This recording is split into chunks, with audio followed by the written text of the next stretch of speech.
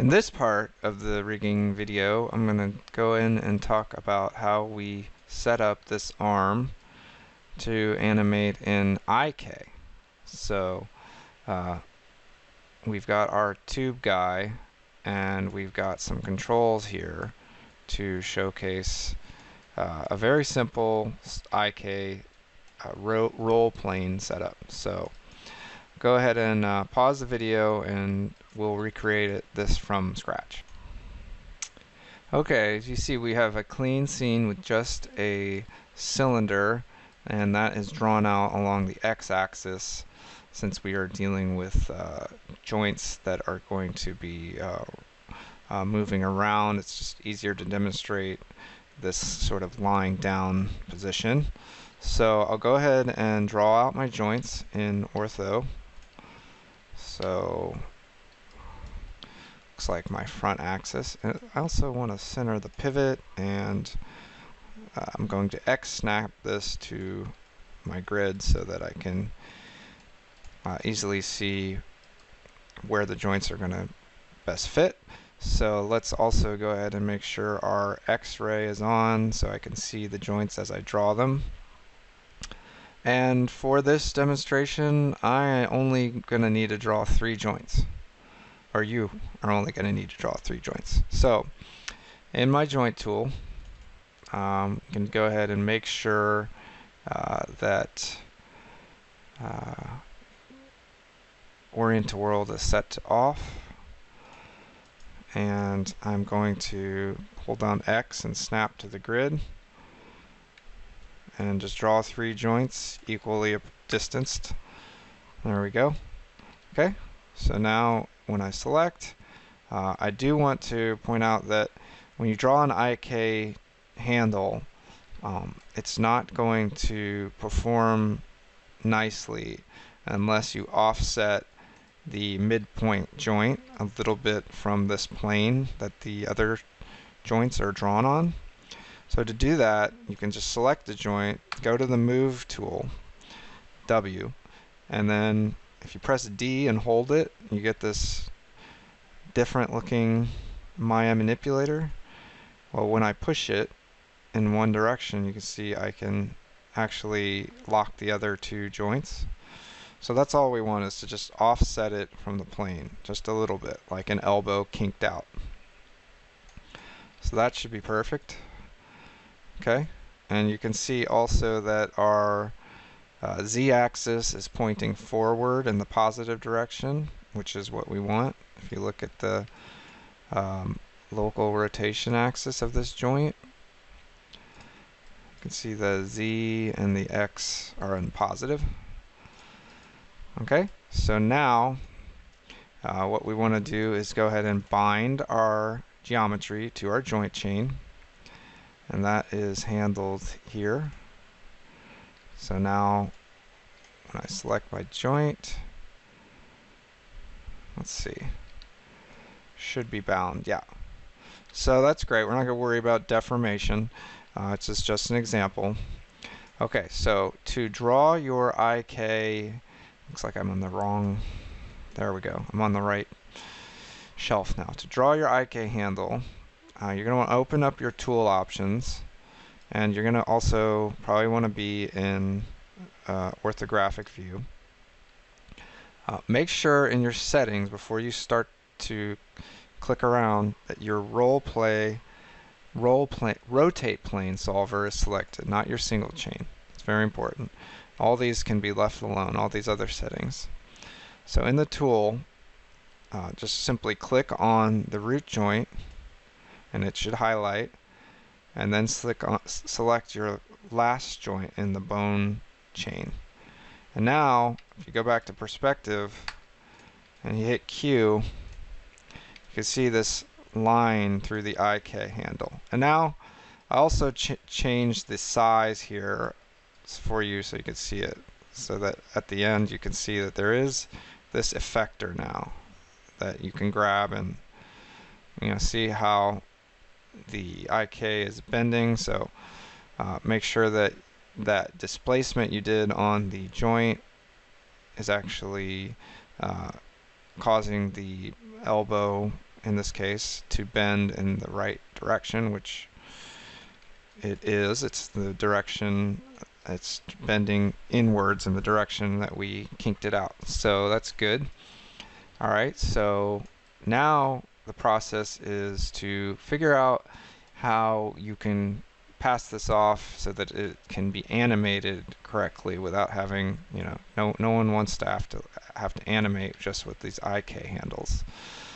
Okay, so what you need to do is set a shoulder level controller along with a wrist level controller, and we'll do that with a NURB circle. So we'll go ahead and create a NURB circle, and I'm going to rotate it on the x-axis, or sorry, the z-axis at 90 degrees. And I will V-snap to my joint, which is 1, I believe. Gets a little difficult to select things just in 3D space here. Yeah, that's fine. Okay, joint 1, NURB circle 1, that's fine. So go ahead and we can just parent this joint to this guy. Select the joint, shift select the NURB circle. Before you do that, make sure the transforms are frozen. So there we go. Now our joint should rotate in all directions since it's parented. Okay, now I'll draw another NURB circle out. Or I could have duplicated that one, but in this one I will also rotate in the Z 90 degrees. And I'm going to actually snap it, then offset it a little bit so you can see what's happening here. Alright, so this one we're going to call shoulder control.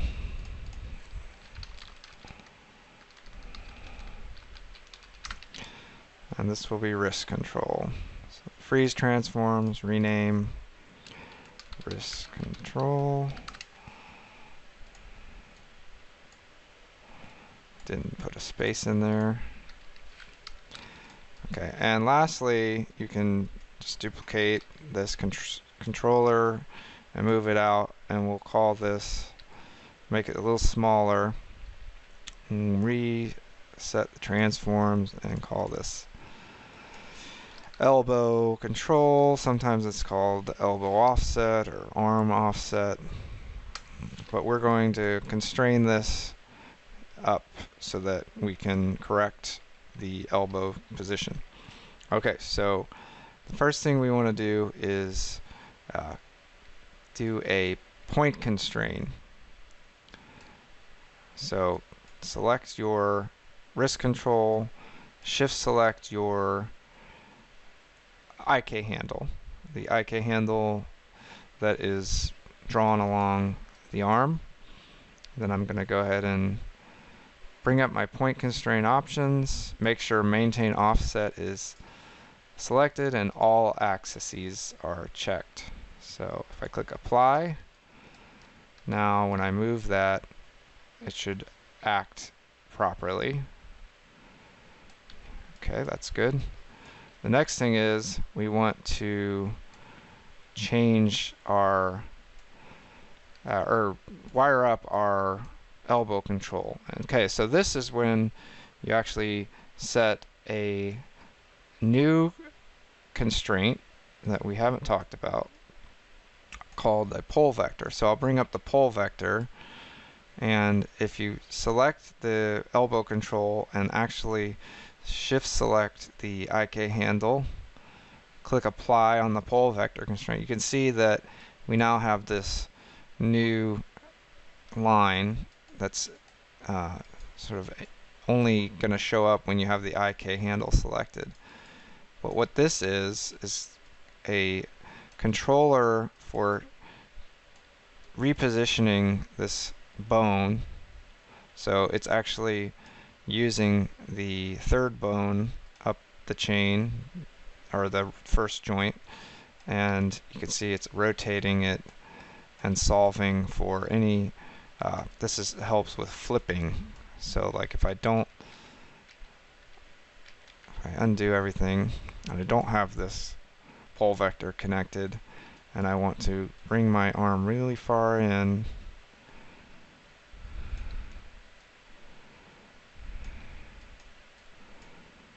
oh, it's still connected, sorry. Alright, let's undo all the way. Okay, so now there's no connection there. Now if I bring this all the way in,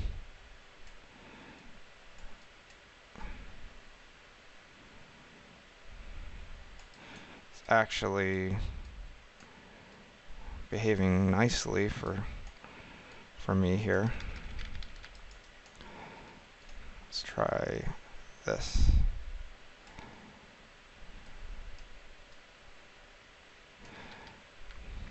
Well, regardless, select the controller, shift select your IK handle, add the pole vector, and then it gives you the secondary control.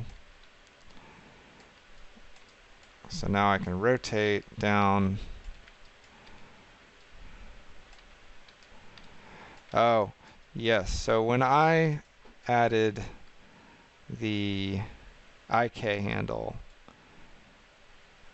or the pole vector, one or the other, it neutralized this rotation. Now I can see it's not impacting the bone. So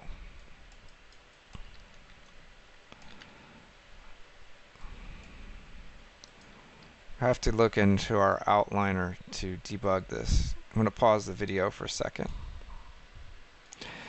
Okay, so just to finalize this video and wrap it up, we would not actually need this controller for any rotation action on, because as you can see, when I am in IK mode, this controller, as it pushes down, handles my rotation for my character's arm. So what you do in rigging normally is you add what's called a clavicle joint right next to the shoulder. So it would be spine, neck, and off of the spine between before the neck joint would be another joint on both sides of the character's armature, and it would be left and right clavicle, and that would be how you could get secondary rotation of the entire shoulder. So shoulder shrug, shrink, bend forward, etc. So we do have to fix one problem, and that is just how does this follow the overall control scheme. So you can do a number of things. You could just parent this to the wrist. So when I move, now it's following. It causes some problems sometimes of the controller penetrating into the mesh. So there are different ways of dealing with that. Okay, so when you look at this file, which is a different one, but you see the setup over here, you see that we have parent constrained our shoulder joint to our shoulder control. We have just regular parented our elbow control to our wrist, and then we put that wrist under the shoulder so that when we move the shoulder and then move our wrist and then move our elbow, our controls kind of follow in sort of a natural way.